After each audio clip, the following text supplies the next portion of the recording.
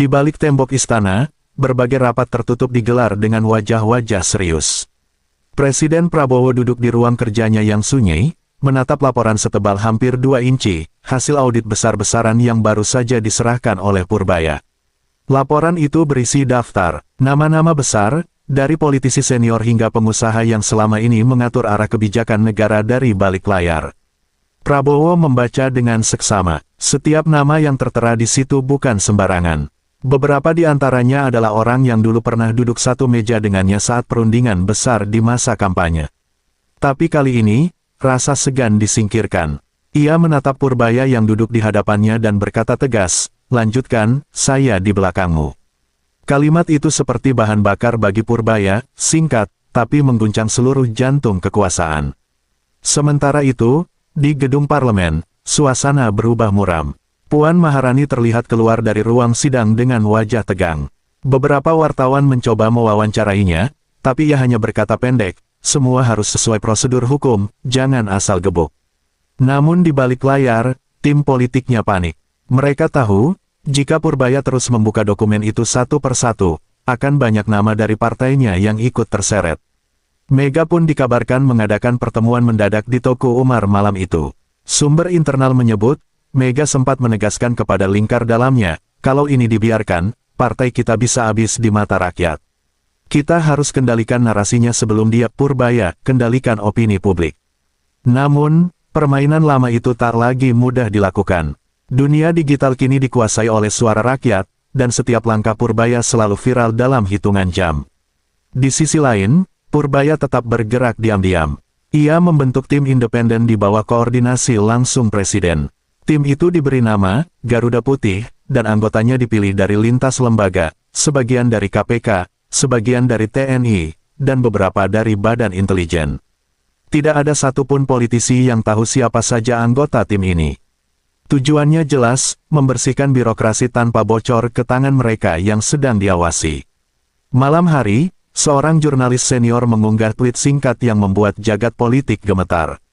Ada operasi besar sedang berjalan. Nama-nama besar akan tumbang. Purbaya bukan main-main kali ini. Dalam waktu 24 jam, media sosial meledak. Tagar-tagar operasi Garuda Putih menduduki posisi pertama trending nasional. Rakyat bersorak, sementara elit partai mulai gemetar. Purbaya tahu, ini baru awal. Ia baru saja menyalakan api kecil, dan api itu siap melahap seluruh kebusukan yang selama ini bersembunyi di balik dinding kekuasaan. Malam itu, langit Jakarta berwarna kelabu. Di kawasan Menteng, sebuah rumah tua bergaya kolonial berdiri megah dan sunyi, Toko Umar 27. Dari luar tampak sepi, tapi di dalamnya, suhu ruangan terasa membara. Lampu kristal bergetar ringan karena suara dentuman meja dari ruangan utama. Megawati Soekarnoputri berdiri di tengah lingkaran elit partainya dengan wajah merah padam. Di meja depan, tumpukan dokumen hasil investigasi Purbaya menumpuk, beberapa di antaranya bertanda merah terindikasi korupsi struktural. Sudah berbulan-bulan dia, Purbaya, diam, sekarang tiba-tiba menyerang semua jaringan kita. Ini bukan investigasi, ini serangan politik. Suara Mega bergetar penuh emosi. Puan Maharani yang duduk di sampingnya hanya menunduk. Ia tampak lelah, bukan karena takut, tapi karena tahu, kali ini permainan lama mereka benar-benar terbaca. Salah satu petinggi partai mencoba menenangkan. Bu Mega, mungkin ini hanya strategi pemerintah untuk menguatkan posisi. Kita masih bisa negosiasi. Mega memotong tajam, negosiasi. Dengan siapa? Dengan anak muda yang sekarang didukung penuh Presiden. Purbaya bukan lagi birokrat kecil. Dia punya mandat penuh dan dia tahu di mana kelemahan kita. Suasana makin panas. Di luar ruangan, beberapa ajudan tampak sibuk memastikan tak ada satu pun awak media mendekat. Tapi teknologi tak bisa dikendalikan. Salah satu staf muda yang hadir dalam rapat itu, diam-diam menyalakan ponsel dan merekam sebagian perdebatan, lalu mengirimkannya ke temannya yang seorang jurnalis. Dalam hitungan jam, potongan audio berisi suara Mega yang membentak, kalau dia teruskan ini, semua bisa hancur. Beredar di media sosial, jagat politik langsung meledak. Media mainstream menahan diri, tapi media independen dan akun-akun politik di X, Twitter, menyorot tajam. Tagar-tagar Megamurka dan tagar Puan Ketar-Ketir mendadak naik ke trending. Komentar publik pun pecah. Akhirnya, borok lama mulai kebuka. Purbaya kayak bom waktu, ngeri banget langkahnya. Sementara itu, di istana, Presiden Prabowo memantau perkembangan dengan wajah tenang. Di sampingnya, Purbaya berdiri menatap layar televisi yang menayangkan breaking news tentang bocornya rekaman Teuku Umar.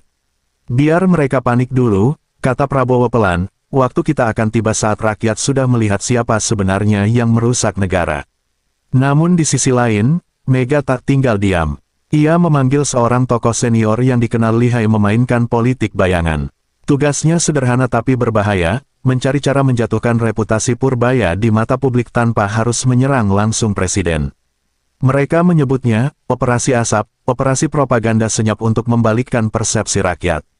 Sayangnya, langkah itu justru berbalik arah. Di hari yang sama, Purbaya menggelar konferensi pers darurat. Dengan wajah tegas dan nada suara mantap, ia berkata di depan puluhan kamera. Tidak ada niat menjatuhkan siapapun. Saya hanya ingin negara ini bersih. Tidak akan saya biarkan siapapun, sekecil apapun kekuasaannya, menginjak hukum demi kepentingan pribadi.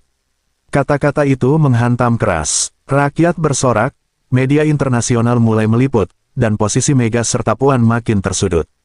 Istana mulai bersinar, sementara Teuku Umar diliputi ketakutan dan ketegangan. Malam itu, beberapa orang berkumpul dalam suasana tegang. Mereka adalah tim bayangan yang diberi mandat langsung dari lingkar Teuku Umar untuk menjalankan operasi asap, misi hitam untuk menggoyang citra Purbaya di mata publik. Targetnya sederhana, buat rakyat percaya bahwa Purbaya hanyalah boneka kekuasaan, bukan pahlawan reformasi. Mereka mulai menyebar isu di media sosial. Purbaya hanya cari panggung. Kasus ini diatur istana. Ada agenda terselubung di balik operasi bersih-bersih. Namun, strategi itu gagal total. Rakyat sudah keburu percaya dengan ketegasan Purbaya. Setiap kali isu baru dilempar, justru muncul ribuan komentar yang membela dirinya. Di TikTok, potongan video konferensi pers Purbaya menembus jutaan tayangan dalam semalam. Di X, tagar-tagar Purbaya bersih negara menggantikan posisi tagar megamurka. Suasana berbalik total. Sementara itu, media nasional yang tadinya ragu-ragu mulai terbuka. Salah satu stasiun TV besar menayangkan liputan investigatif berjudul, Jejak Korup di Era Politik Lama.